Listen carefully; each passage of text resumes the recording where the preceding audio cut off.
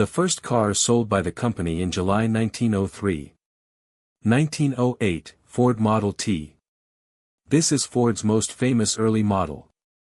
It is credited with being the first affordable automobile, made possible by Ford's innovative use of the moving assembly line, introduced in 1913. This revolutionized industrial manufacturing and made car ownership accessible to the middle class. The Model T was produced until 1927. 1927, Ford Model A, second generation. Replaced the Model T and was the first production car to use laminated safety glass in the windshield. Post-war and iconic models. 1932, Ford the Fifth 8.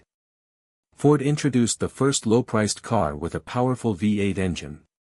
1954, Ford Thunderbird, T-Bird. A stylish and popular two-seat personal luxury car.